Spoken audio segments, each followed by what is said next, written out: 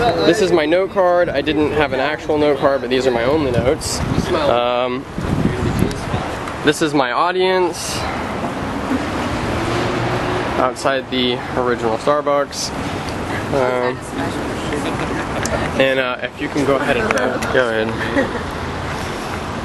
Don't embarrass yourself. Yeah, try not to too hard. So thank you all for joining me outside the original Starbucks this morning. I want to take a moment and try to persuade your opinion of Facebook as an investment. So with 955 million active users, Facebook would qualify as the third most populous country in the world. That's triple the population of the United States and about half of all people with access to the internet on the planet. The best thing about Facebook is that you don't really need a passport to get there, just a computer. And for the small price of an email address, you can stake out your very own piece of real estate and decorate it as you please. It's no wonder that millions of people flock to Facebook daily. So with this, the Republic of Facebook actually decided to open actual ownership to the public recently.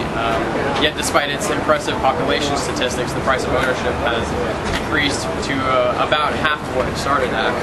So why, you ask, is Facebook so valuable when the market clearly thinks it's overpriced? I think that's potential. Facebook has the potential to be a money-making machine. They can do marketing like nobody else can.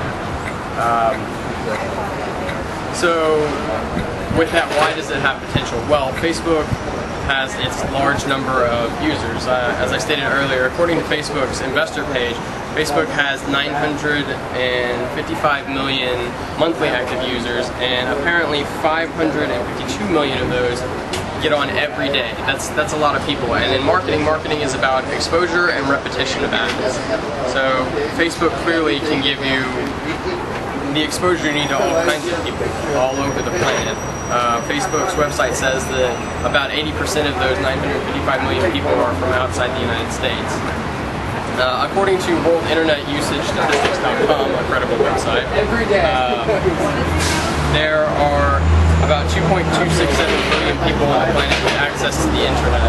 And Facebook is at almost 1 billion people logging on now, which means that they only have about 50% of the market captured, which leaves them quite a bit of room to grow. So as the usage of the internet grows, I think Facebook's going to continue to grow as well.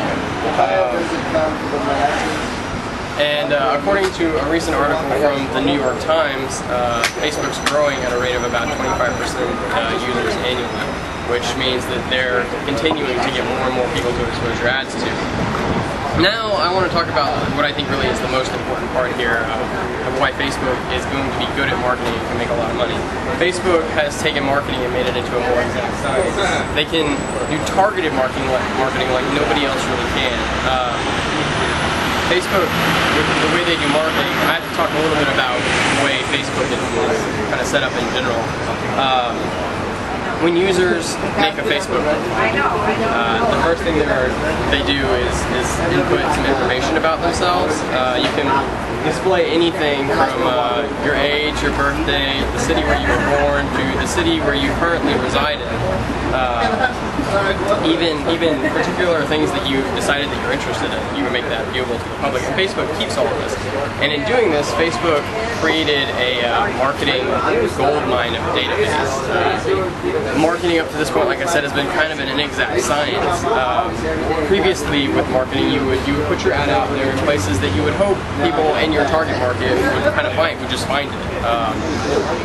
And you never really knew if they actually did or not. That's where you're hoping that people make it to you.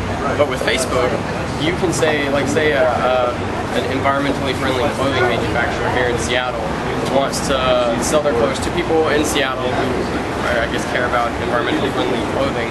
They can go onto Facebook, put an ad out to people between the ages of 18 and 40 who currently reside in Seattle and who have identified an interest in the environment, and send the ad to specifically those people and have the best chance of having people come to them for their clothing. It's an incredibly neat deal the way Facebook has done this. I think that gives them a competitive advantage.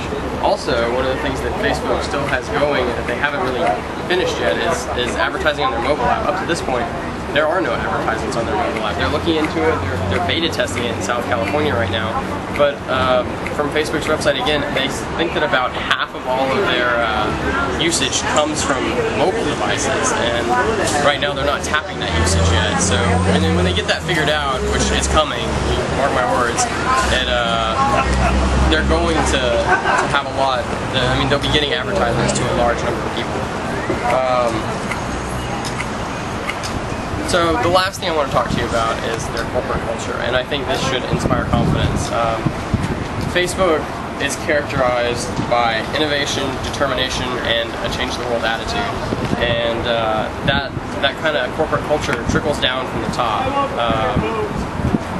The founder, Mark Zuckerberg, if you've seen that movie, The Social Network, I don't know exactly how much of that is actually true, but I think that they got at least his kind of persona pushed right, at least his ideas anyway. Maybe he's not so much as a jerk as they make him out to be, but he's got some great ideas, and you can kind of see that Facebook is continually committed to being on the leading edge of social networking technology. New features are being added all the time.